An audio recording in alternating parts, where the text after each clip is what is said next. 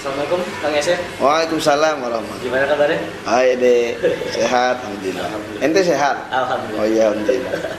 Jadi Bang Yasir, kita punya sedikit pertanyaan Siap. sambil kita sharing-sharing. Ya sambil santai-santai lah ya. Santai soal Balikpapan lah. Oke. Soal Balikpapan. Balikpapan ya, isinya sesuatu yang sangat menarik untuk dibahas. Iya benar.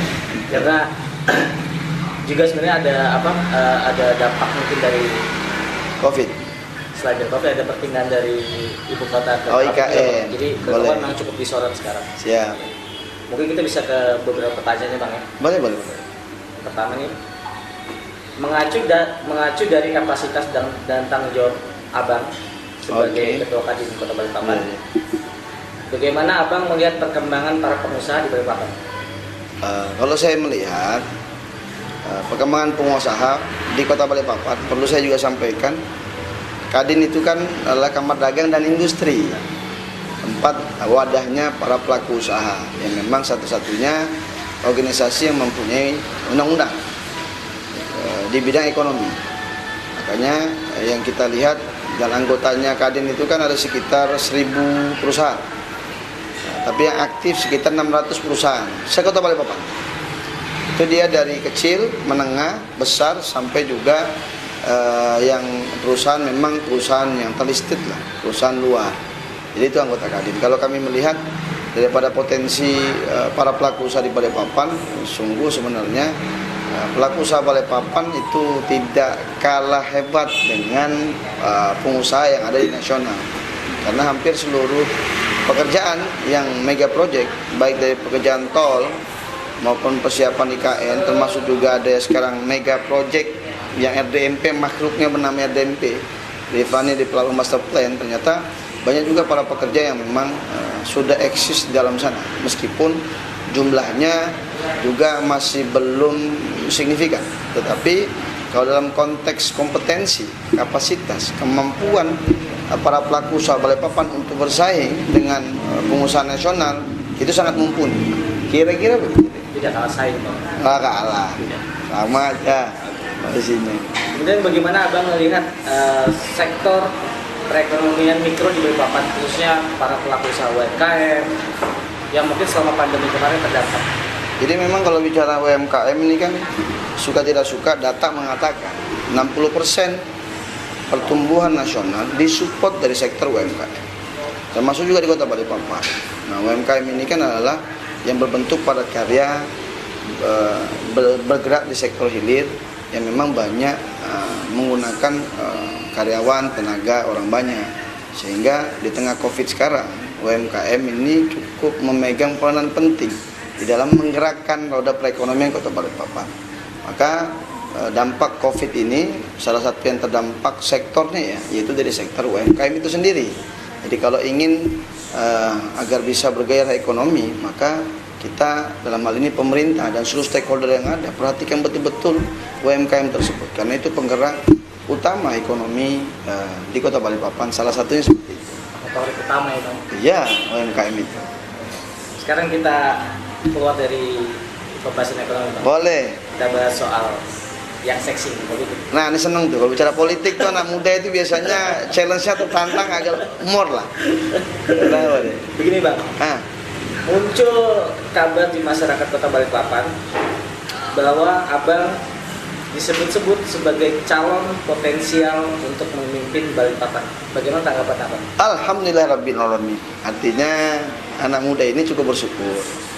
Artinya dengan ada statement seperti itu kan kita juga diapresiasi anak muda ini layak untuk bertanding, bersaing secara sehat, mewakili anak-anak muda Kota Balikpapan untuk bisa menjadi pemimpin mereka di Kota Balikpapan. Tetapi yang perlu juga kami sampaikan, saya menyadari saya juga pendatang baru dan saya juga tidak pernah aktif di politik dan tidak pernah nyalek. Tapi pada hakikatnya ya tugas anak muda ini hanya ikhtiar memperkenalkan diri, terus juga menyajikan ide gagasan yang memang menjadi kebutuhan Kota Balikpapan ke depan dan memberikan tentunya solusi yang bermanfaat, bermaslahat bagi masyarakat Balikpapan baik sekarang maupun masa depannya. Karena memang kalau bicara kepemimpinan adalah sesuatu yang memang harus bisa melihat, yang bisa mendatangkan memang yang terbaik, membuat gebrakan yang terbaik terhadap masyarakat Balikpapan itu penting adanya. Kalau kita boleh bicara, ya kan, dalam konsep yang sering saya sampaikan di program-program kami menjanjikan sesuatu yang lain. Mungkin dasar itu pula ya masyarakat Balikpapan bisa menerima itu. Contoh misalnya Allah izinkan kita menjadi wali kota atau siapapun yang akan menjadi pemimpin kota Balikpapan ke depan, maka seyogyanya harus memang pentingnya hadirnya di tengah COVID sekarang kebijakan pemerintah itu terhadap masyarakat Balikpapan yang orientasinya penguatan terhadap orang lokal, pekerja lokal, pengusaha lokal. Karena kalau mereka yang bekerja, mereka yang berusaha, yang mendapatkan peluang pekerjaan yang begitu besar, maka insya Allah mereka yang bangun, yang jaga, yang bela kota Balikpapan yang sama-sama kita cintai. Pada prinsipnya dari kita untuk kita buat kita. Contoh yang misalnya APBD kota Balikpapan sekarang kan sekitar 2,4 T. Ada yang bilang 2,6 T, tapi yang saya tahu 2,4 T. Belanja langsung yang berhubungan dengan pasos infrastruktur itu ada sekitar 800 miliar. Kaltim itu sekitar PBD-nya itu 9 T. Belanja langsung yang 4 T dibagi 10 kabupaten kota. Tapi alhamdulillah, ya kan, kota Balikpapan mendapatkan anugerah yang terbaik, terbesar. Yang kalau ini dimanfaatkan, dimaksimalkan, insya Allah akan bermanfaat sangat besar bagi masa depan kota Balikpapan itu sendiri. Yaitu dengan adanya makhluk bernama RDMP, Refinery Development Master Plan, yang perluasan kilang minyak yang memakan biaya itu sekitar 70 triliun dan itu semua belanja langsung. Kalau pemerintah hadir kebijakannya pro terhadap orang lokal, pekerja lokal, pengusaha lokal, insya Allah, let's say lah 10 T berputar uangnya di kota Balikpapan, itu bisa, you can imagine the Balikpapan people, masyarakat Balikpapan akan sangat mudah mencari pekerjaan, mendapatkan rezeki, dan memang hari ini dan masa depan ya, pastikan ekonomi akan terus naik sehingga akan sangat membantu di tengah COVID-19 ini. Kira-kira. Jadi kesimpulannya Abang. Kalau Bapak ketuaan bos, Abang ada.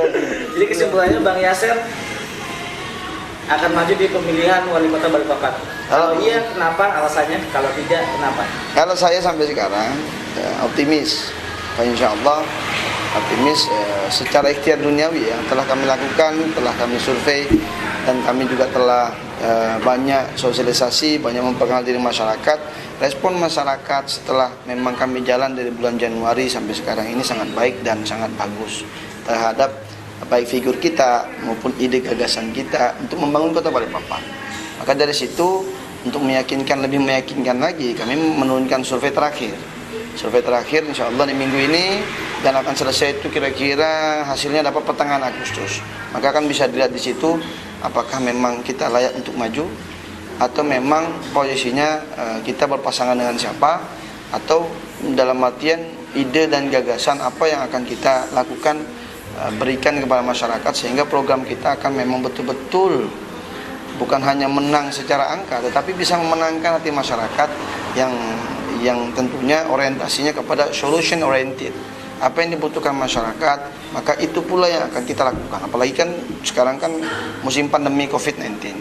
Banyak hal yang terdampak daripada COVID, termasuk juga pengentasan, mengurangi pengangguran, mengurangi kemiskinan, penyiapan lapangan pekerjaan yang lebih luas.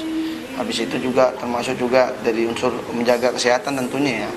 Habis itu termasuk living cost, dan juga memang kita memikirkan sesuatu yang memang kalau ada wabah lagi Balikpapan tidak rentan terhadap krisis. Nah sektor itu kan termasuk kita akan mewujudkan misalnya ketahanan pangan, let's say lah, beras kan tidak mungkin bisa dibangun di sini karena memang keterbatasan area tanah. Tetapi kalau cuma bawang, tomat, sayur mayur, telur, ayam, cabai dan lain sebagainya harusnya bisa diusahakan di Balikpapan.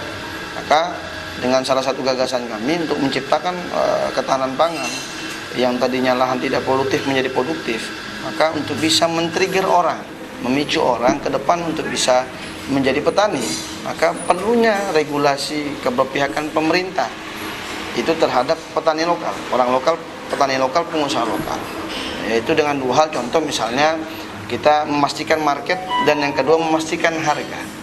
Di lapangannya kan terkadang kan masalah harga ini kan banyak dipengaruhi oleh dalam tanda petik ya cukong-cukong, cara apa sih namanya itu, yang orang pengepul yang memang dia bilang ketika mau panen barang banjir dari luar daerah. Nah, Balikpapan ini kan kota jasa, hampir seluruh barang Balikpapan termasuk bahan pangan itu sendiri itu ambil dari luar.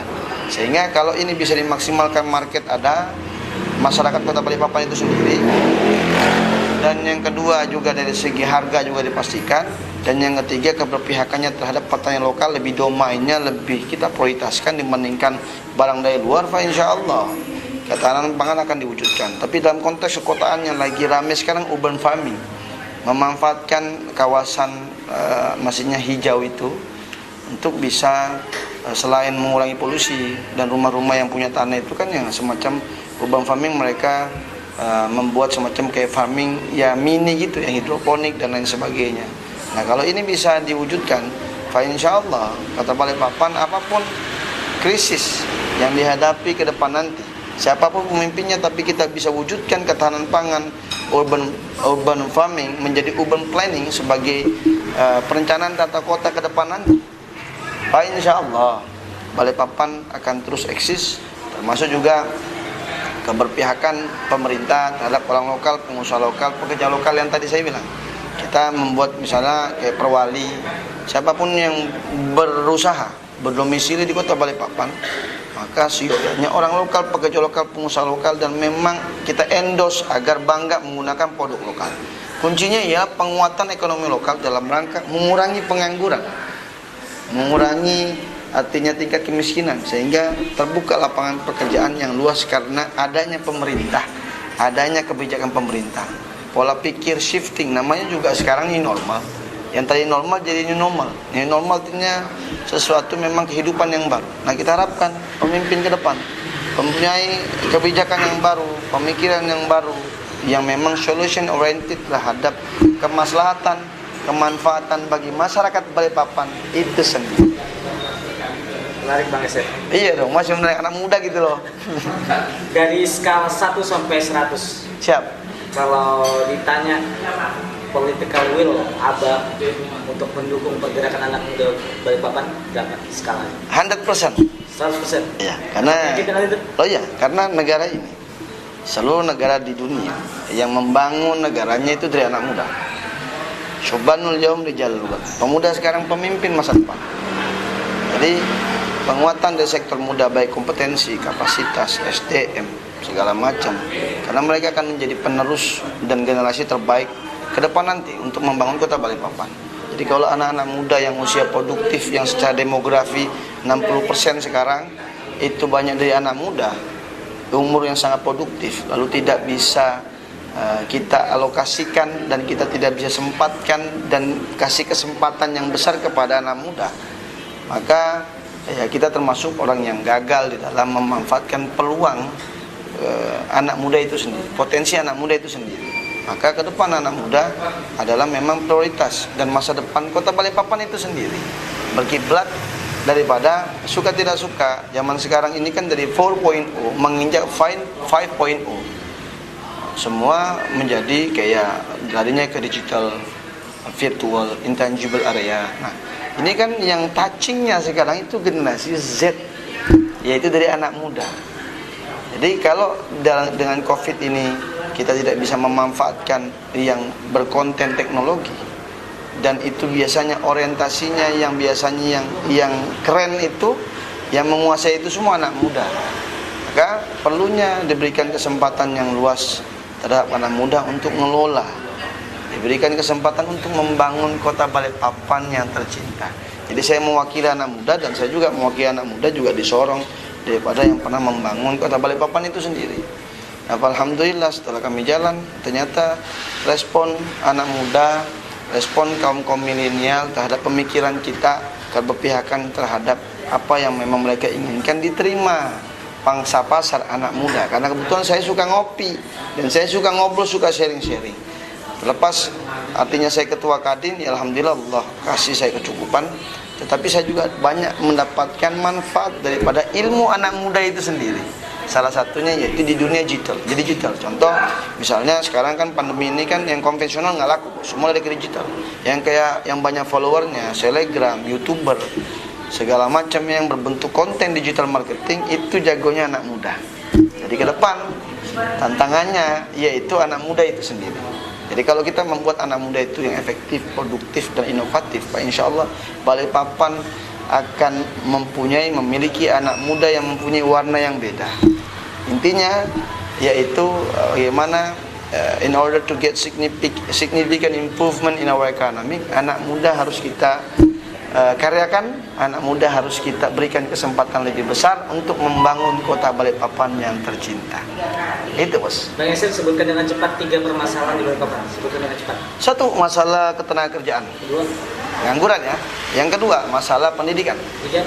Yang ketiga yaitu masalah sebenarnya masalah mental, Oke. moral. Kami punya beberapa nama tokoh, baik tokoh nasional Siap. maupun tokoh lokal di Balikpapan. Jokowi, Tegas, Prabowo, berani, Safarudin, Safarudin, Puak. Om Yamto, Wah, itu panutanku. Rahmat Masku, Abangku, Ahmad Basir. kandaku. Thank you Bang Yasir untuk Siap. waktunya. Semoga sehat terus. Sama-sama. Politik umumnya bisa tercapai. Sama-sama. Salam dari anak muda, semangat anak muda, salam sehat dan sukses selalu buat Anda dimanapun kita berada. Oke. Thank you ya. Makasih ya.